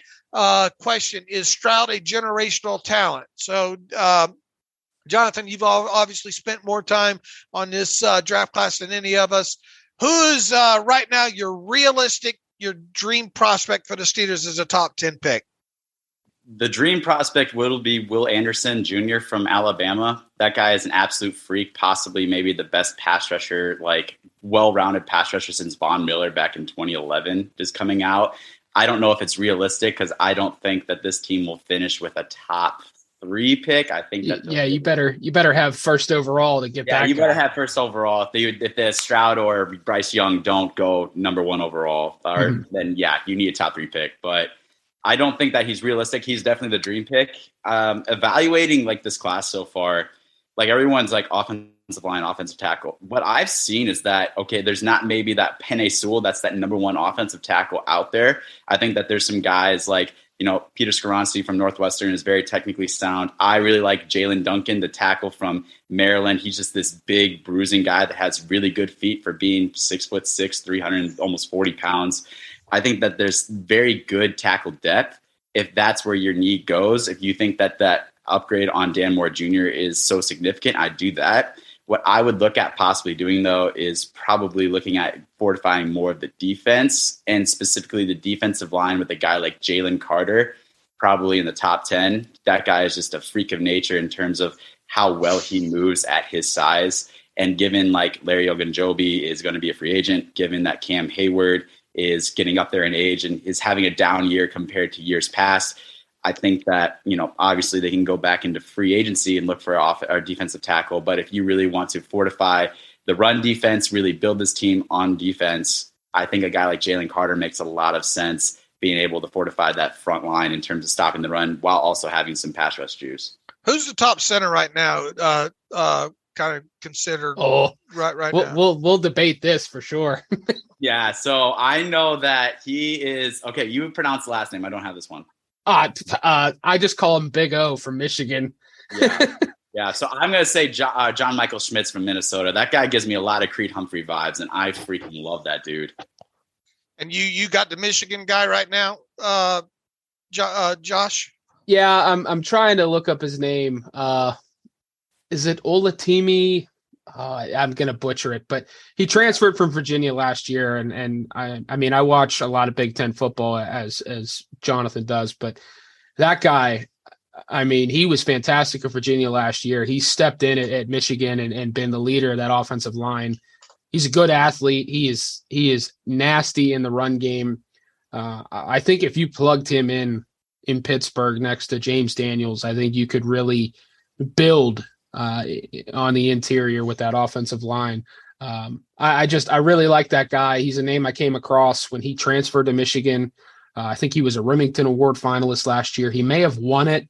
Not recalling that off the top of my head, but that's the guy that, I think I mentioned to Jonathan back in the summer when he was doing some of the scouting profiles. I was like, hey, what do you think of this guy? I've watched a few games of his, and man, he is fun. And I just wish I could pronounce his name. Chasing a trade from Pastor Joe Green, Dave and Young Money Crew. The Young Money Crew has some big shoes to fill while Alex is off meeting the future Mrs. Kozora and Trevor's future mom. Great work. Hey, I got in Alex's Sunday Night Football. Yes, you did. Faith over Carey tweet last night. There, although proud of myself. I don't know, JH. I don't know. I don't like the Young Money thing, because that didn't turn out well for the Steelers. It didn't, but it carried a lot of swag though. When you had guys like Wallace and Sanders and AB. Listen. I'm 30. There is no swag over here. Okay. Well, you're as old and young as you feel. Just go with it. I'm 54. My swag went. My swag done swug. The question about trading Claypool, not a fan. He says, however, upon reflection, if they do end up trading him, he says he has a thought. Everyone knows that the Steelers have largely been an 11 personnel team. Yeah, if Claypool is traded, I can see them going with more 12 personnel. I truly think that Freiermuth could be every bit as successful in the slot as Chase, if not more so. This would allow Gentry to stay in to help more consistently with blocking. In addition, it could mean more balls for Najee in the passing game. He says, again, I prefer to keep Chase unless someone offers a third-round pick. Thoughts? There's been so much trash out there about Claypool, and it's a lot of noise right now at this point. And then you've had guys like Jerry Dulac and even Ian Rappaport, I think yesterday or day before, was saying, look, they have no intention of trading him. And I've said that, and I've laid this out in a terrible take of why I don't think they will trade Claypool unless an overpay situation comes into play here. Freiermuth only played like 40-something snaps in that game yesterday too. That was coming off of concussion, I kind of thought might see him a little bit more than that. And his run blocking, he's good out in space as a blocker, but he's still got some developing to do. As an end of the line guy there, I thought Derek Watt was very underwhelming in a couple of those lead block situations that he had in that game as well too. So, I mean, even if they did, trade Claypool and went more 12 personnel or whatnot, I don't have a lot of hope that we'd see much more success in the offense. Yeah, I'm curious to hear what JH says, but I don't see how trading a receiver with one more year under his under contract is good for a rookie quarterback you're trying to develop. I mean, outside of those three and Pickens, Johnson, and Claypool, the receivers have one catch, and it's Miles Boykin. I mean, Calvin Austin III, he's going to come back and be slowly brought along. I don't think trading Claypool is as valuable as people are making it out to be. If someone called and said, hey, here's a third round pick, maybe I'd consider it, but I'd rather have that guy. I mean, as frustrating as he is, I think there's still a lot of talent there. And I would like to see him continue to develop with Pickett the rest of this season. And maybe you revisit it in the offseason if someone blows you away with an offer. But I'm not trading that guy just to trade him to recoup some draft picks. I think that's right now counterproductive to the development you're trying to do at quarterback. Jonathan? Yeah, I would say that I agree in terms of I don't think that they're going to trade him unless they get blown away with an offer. We talk about the development of Pickett and, how Chase Claypool, while he has all of his frustrations, he is a very talented athlete at receiver. I look at the different things that are holding this offense back, whether it be the scheme, whether it be like the play call, the lack of deep shots, the lack of stretching the ball or stretching the field vertically. And I'm just trying to process, while Claypool has shown that he has a lot of talent, but he has those inconsistencies. I don't think that they trade him, but if you have the opportunity to hear offers and one of them is intriguing to you, I would ask, what is the difference in Chase Claypool to a player like Miles Boykin, who has been very inconsistent himself, but is still that, big height, weight, speed specimen who has yet to kind of put it all together? Or say you're able to activate Calvin Austin III and use him on those jet sweeps and those, short, close to line of scrimmage things that Claypool has been utilized on. And, what happens if you do get, a third or an early day 3 pick, or potentially everyone's trying to link Claypool to the Packers. I don't know if there's a whole lot there just because they have a lot of young developmental receivers themselves there. But say you have it where you net a day 3 pick and they offer you a player like an offensive lineman. The Packers have a lot of young, talented offensive linemen in their depth chart right now. So I'm just saying, if that opportunity presented itself where Pittsburgh could, benefit that way, wouldn't that be something to consider? I don't think they do it, but at this point this season, unless the offense like scheme changes or anything like that, I don't see the whole benefit in terms of keeping Claypool given the rest of the environment around him, Pickett in the offense. Yeah, look, I mean, if you got to pick back, you're probably going to have to use it on a wide receiver, right? Yeah. Yeah. Yeah. So I guess you just restart that clock in a sense from a contract standpoint. But I mean, if you're another GM somewhere in the league, okay, and you're looking at Chase Claypool, what are you hanging your hat on to trade a third round pick? What does he do so well that you have to have that you give up a third round pick for? I mean, what is there with him that you think you can change from what we've seen at this point of his career? That is a great question, Dave. I mean, I think you're still intrigued by that height, weight, speed combination, and maybe you know your evaluators are looking at the way he's used in the Steelers offense, and you see they're not using him the way you would. Maybe you go back to that rookie season and say, look, that's the type of player he can be, and you're banking on that. But at the same time, is it really worth it unless you are truly all in this year, like let's say the Bills, or you want that spark like the Packers, and you know that, hey, we've got a veteran quarterback, our championship window is right here, right now. I don't see the benefit in dealing a higher value pick like that on a guy with 1 year left on his deal when you could potentially get a very good productive receiver in the draft next year and have him under control for 4 years. Not to sound like a baseball guy here and contractual control and all that, but is there that much of a benefit in trading for a Chase Claypool on a 1 year deal compared to maybe drafting a guy who's just as good or just as big, strong, and fast in April's draft? Yeah, I mean, I could spend my third round pick on a one trick pony that can fly. Right? I think I don't. I mean, if you can get somebody to overpay, have at it. I think, but I always try to put myself in the shoes on the other side, and why the hell would you give up a third round pick for him? James Hester writes in, cheers from Erie. Thank you so much for your tireless work put in daily to provide great Steelers analysis and coverage of the team.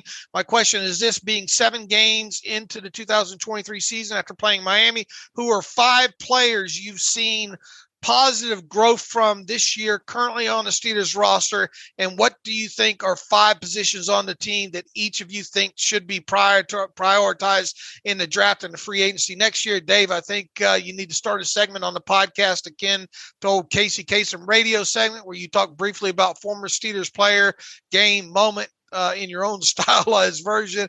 I always enjoy your mini rants with Alex on off-brand topics for topical humor. Let me know what you think. Yeah, I don't think we're going to be going down that route but I think this is an intriguing question here. Who are 5 players you've seen positive growth from this year currently on the Steelers? I could start with one, and then I'll let Jonathan kind of chime in, but this is going to ruffle some feathers and make people upset. I know where you're going. Go for it. Devin Bush. Yeah, I mean, let's go. There are still a lot of plays where it's like, what are you doing? Like, what are you seeing? But I feel like in the last month or so, he's attacking downhill consistently. He's aggressive, taking on blocks. I think he's around the football a heck of a lot more. I think he's made a pair of tackle for losses in the last 2 weeks, right on par with Miles Jack. I think you're seeing that guy that they were hoping he could be when they drafted him. I'm not saying that he is worth the 10th overall pick again, but I think he's playing very well, and I think he deserves some credit. He is taken to coaching very well. I think it helps having that aggressive downhill linebacker like a Miles Jack next to him, kind of like Vince Williams was in his rookie season. I just think that aggressive mindset is back from him. He's not as passive as he was last year. He has more confidence in his knee, and he's playing well. And I really appreciate the growth that he's had this season on the field. I think he's playing better this year, but I'm not knocking myself out I don't No, think. No. And I think Jonathan was the one that maybe wrote the article this past week about kind of comparing about and Alex and I talked about it, kind of comparing, would you do something along the lines of what the team did with Terrell Edmunds? And yeah, I mean, I would obviously, I think, be more than interested if I could get him back on a 1-year deal for, less than $4 million or something like that. But and I do think we're seeing his best football, at least these last few games than we have seen. I mean, really since his rookie season there. But I would have to see it in a larger span of time and more splash plays. I mean, he did a good job in another, I think, kind of a Tampa 2 situation, I think, last night, didn't he? Where breaking up the pass to Tyreek Hill. Running down the middle of the field. And I think he's done that now in a couple of games. I think he has been attacking the line of scrimmage more. Look, he had it feels like he had nowhere to go but up. To be quite honest with you, and yeah, he has improved. I think once again Edmunds is showing some tiny things in there, but I'm not ready to take that flag and plant it in the hill and die there as far as making that a high priority during the offseason. You want to take a shot at another player, Jonathan?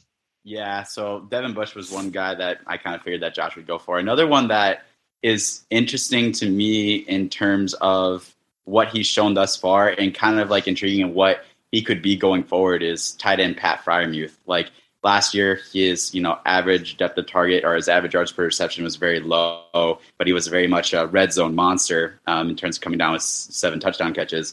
This year, we're seeing him work more down the field. You've seen a couple great throws by Kenny Pickett or also like Mitch Trubisky, I think on 1 or 2 occasions of him down the seam, just being able to make difficult catches in contested coverage. And you're seeing this guy that like he led the team in, I think, targets and receptions and yards yesterday. And he's been that for the team a couple times this season.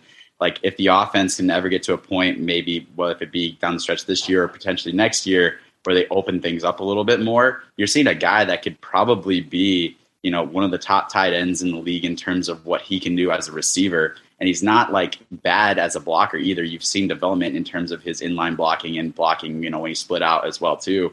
It's just kind of intriguing to see that security blanket, Ben having a guy like Heath Miller for the longest time. Obviously, we're not going to compare Pat Freiermuth to Heath Miller at this point in his career, but you're seeing a guy where you have a guy like George Pickens that has all world of talent and just needs to unlock it. But then you also have that security blanket, that reliable receiver in Pat Freiermuth that could grow alongside Pickett. And I think that he's just kind of shown a little bit more of what he can do with his game so far in this second season. Yeah, I still go back to I think Freiermuth has progressed nicely here, but I want to see more from the end of the line blocking aspect of it. I think is something I want to see more with him. Janae writes in early draft prospects questions. Dave and SD team, always enjoy listening to you guys, win or lose. Hopefully a win as I write this Saturday afternoon.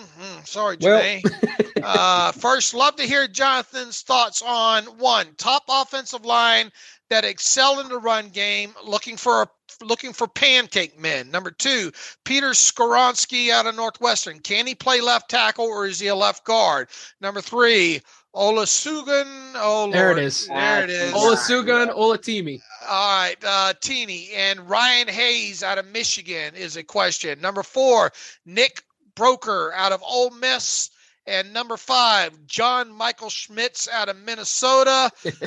Those are all people that have never been in my kitchen. Jonathan, go. All right. So we're going to go off of like top offensive, like run blocking. That's an old Cheers reference, by the way, for you kids. I understood it, Dave. Don't you worry. All right. Yeah. So top run blocking offensive lineman, I'll probably say Josh's guy from Michigan is really high up there. I'm a big fan of John Michael Schmitz. He just goes out and looks for pancakes all the time. I love Nick Broker, the guard that is from... Throw in some positions for these guys, Jonathan. Of course. So the Michigan center, Olutimi or whatever, yeah, he is really good in terms of being versatile. He's able to get out on the move. Josh, you can throw in a little bit more as well, too, from what you've seen of him. But he just looks like a pretty good athletic center, pretty good in pass protection, but he just has very good mobility from my understanding as a run blocker. Josh, do you have anything to add? He reminds me a lot of Rodney Hudson when Rodney Hudson was at the height of his career. Just a good athlete, a mauler coming downhill. He's got powerful hands, good feet. I mean, and he's just everything I've read about him. Like, he is an excellent communicator along the offensive line. He's seeing things before the quarterback does.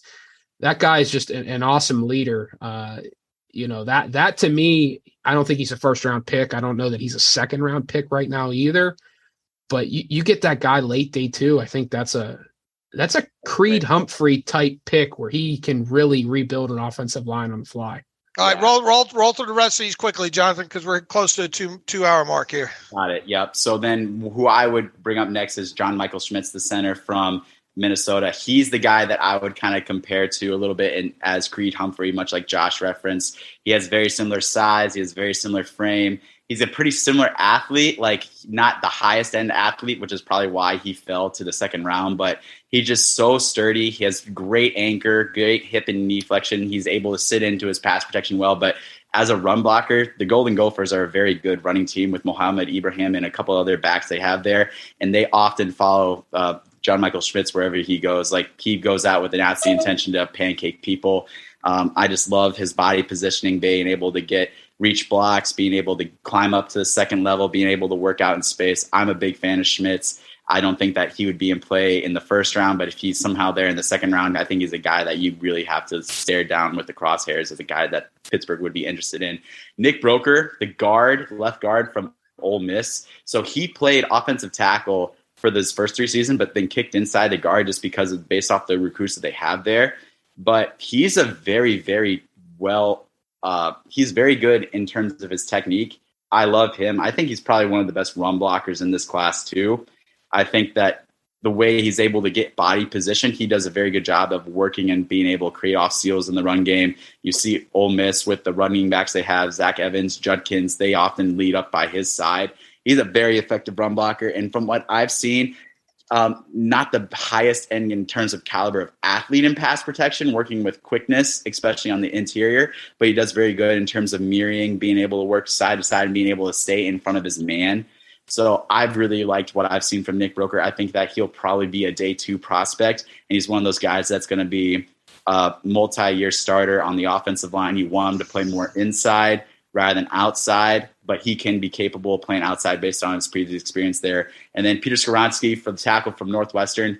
He is a kind of undersized offensive tackle, not the biggest in terms of height, length, or weight, but one of the most technically sound prospects that you're going to see in this class and probably in the most recent classes. He plays with a very wide base, great hip and knee bend. He's one of the best overall pass protectors that I've seen, and he just plays with effort as a run blocker as well too. He will drive guys from snap to whistle. I've been really impressed with what I've seen so far from him. I did a scouting spotlight on his first game, I think, against Northwestern this season. I've really liked what I've seen thus far. The arm length and the overall anchor against bigger, more explosive NFL pass rushers is going to be his calling card that he's going to be analyzed during the pre-draft process. But if you're going to be able to utilize him maybe in a zone scheme where the size is less of an issue and you get that man out in the move, I think that he'd be a pretty good fit. All right, nicely done. All right, what film rooms you guys got coming up here? I am honestly probably going to take a look at Bush again, and then I'm kind of curious how they dealt with Tyreek Hill. I want to go back and look at how they schemed against him when he was in Kansas City, and I want to take a look at how they tried to guard Hill in this one because, again, they held him under 100 yards. I think he was just right around 10 yards a catch in this one, which, I mean, that's a win for the Steelers defense, especially without Akello Witherspoon. So that's what I'm going to look at here. Yeah, I'll probably be looking at – I kind of want to go back and watch Pickens, and I've been doing a lot on him just because he's kind of the semblance of the passing game thus far in terms of overall production, and just see all 6 of his targets and receptions and just see what may be be on the bone there for him, as well. Just seeing, like, I know Larry Ogunjobi at the beginning of the game had a couple of really nice run stops, especially like I think it was on third down in Miami territory that forced like the field goal attempts. So I kind of want to break down his game a little bit more. All right. Throw out your Twitter handles. Josh, what's your Twitter handle? I am at by Josh Carney on Twitter. Jonathan. And I am at J_HEITS. J_Heights. All right, guys, I appreciate you sitting in for Alex. Pretty big shoes to fill today, obviously, but you guys did a great job. And the end of that Janae email was, are we sending people to Senior Bowl and Shrine Bowl? Yeah, it's going to be like we're going to have like a gang out there. We're going to put these guys in like jean jackets and patches and. Listen, stuff. I am counting down the days to when I can have another Sicky's burger. Yeah, okay? Yeah. Come on out. And we're gonna send. I know we're sending Jonathan to the combine. Josh might be part of that. I know Joe's gonna go, and we're gonna try to up our combine coverage this year as well too. But there'll be plenty of presence at the All-Star games. Once again, be flying these guys all over the place here.